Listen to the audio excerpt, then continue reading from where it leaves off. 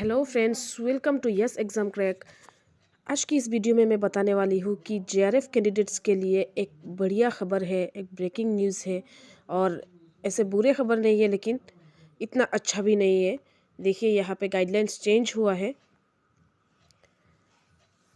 अगर कोई भी कैंडिडेट्स जेआरएफ है, जैसे कि अगर कैंडिडेट्स मौलाना आज़ाद नेशनल फेलोशिप हो, या फिर नेशनल फेलोशिप फॉर एससी हो, नेशनल फेलोशिप फॉर ओबीसी हो, या फिर नेट जेआरएफ हो, कोई भी ऐसा जेआरएफ कैंडिडेट्स है तो उनके लिए ये बहुत इम्पोर्टेंट नोटिस है। जेआरएफ क्या होता है? टू ईयर्स का होता है, और इसके बाद आपका 3 ईयर्स का एसआरएफ मिलता है। तो ये एसआरएफ होने का क्या गाइडलाइंस है, वो चेंज हो गया है क्योंकि यूनिवर्सिटी वाइज एसआरएफ का अपना अपना खुद का गाइडलाइंस होता था, अपना अपना एसआरएफ। अगर कोई भी कैंडिडेट्स जेआरएफ से एसआरएफ जाता है तो अपने यूनिवर्सिटी के हिसाब से ही एसआरएफ में अपग्रेडेशन किया जाता है।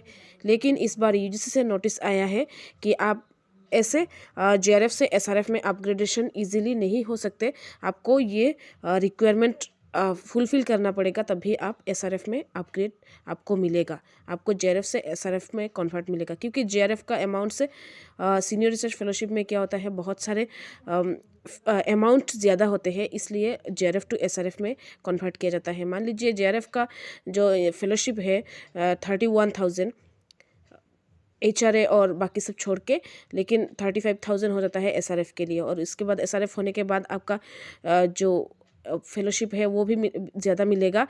इसी हिसाब से हाउस रेंट अलाउंस जो है उसका परसेंटेज में अमाउंट परसेंटेज सेम रहेगा, लेकिन अमाउंट ज़्यादा होगा। और जो कॉन्टिजेंसी अमाउंट है वो बहुत ज़्यादा मिलता है। कॉन्टिजेंसी जो है वो जेआरएफ के हिसाब से बहुत ज़्यादा मिलता है। तो यहाँ पे देखिए क्या ऐसा कंडीशंस है। On completion of the first 2 years of award, 2 साल की अवार्ड के 2 साल के बाद the fellow may apply to the department university concern for the upgradation of SRF. Candidates को यूनिवर्सिटी में और या फिर अपना जो डिपार्टमेंट में एसआरएफ के लिए अप्लाई करना पड़ेगा। For this a 3 member committee will be constituted supervisor. 3 member committee constitute होगा। Supervisor, head of the department and external expert, एक subject expert to evaluate the research work. तो ये तीनों मिला के एक कमिटी होगा।